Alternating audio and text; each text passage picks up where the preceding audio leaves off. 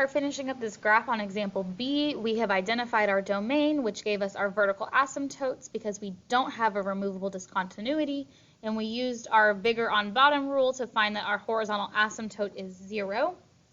So here we have our two vertical asymptotes and our horizontal asymptote, which splits our graph into sort of three pieces. We have the left side of these barriers, the right side of these barriers, and the middle.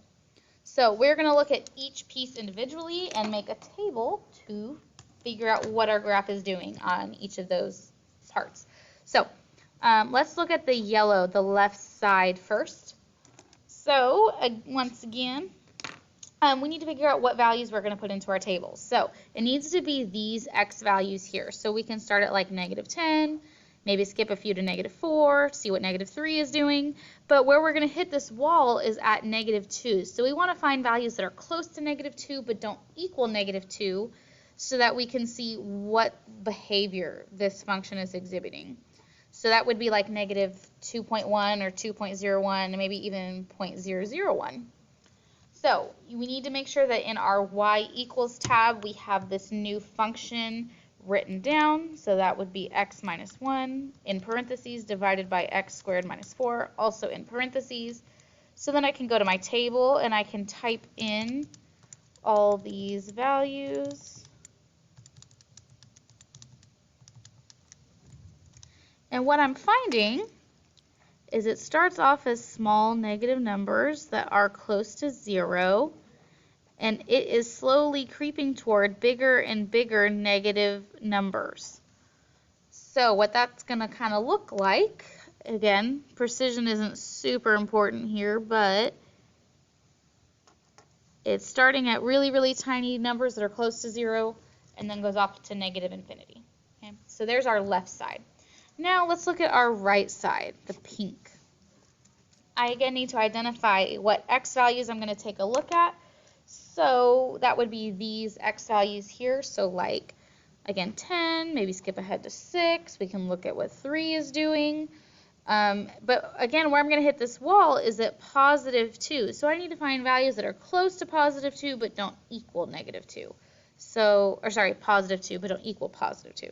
So we could do like 2.1, 2.01, 2.001, just to see what the behavior of this graph is.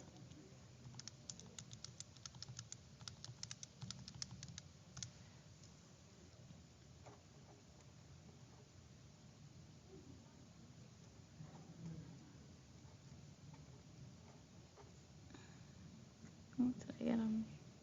Yeah, that goes with that. That goes with that. It's 2.1, 2.01. And so what we see again is something similar, but it's positive this time. So when it's at the 10 and bigger numbers, it's these tiny numbers that are close to 0. And as it gets closer to +2, it's jetting off to +infinity. So all of these values are positive, and then all of the values from our yellow were negative. So now it's time to figure out what's going on in the middle, our green section. So this time I have less options because I've only got values between -2 and +2 to give me an idea of what this graph is doing. So I need to make sure I've got numbers that are close to -2 but don't equal -2. So we can go like -1.99, -1.9. And then we can go like -1 and 0, and then we can just mirror those same values but positive to figure out what exactly our graph is doing. And then once again, I'm going to put these into my table.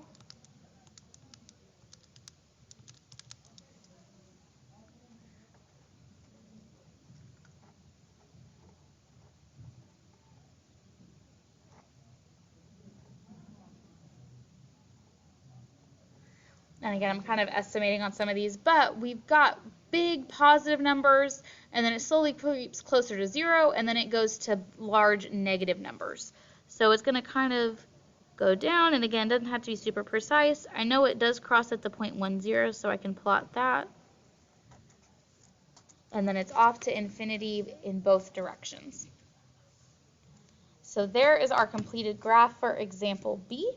And that wraps up our notes on graphing rational functions.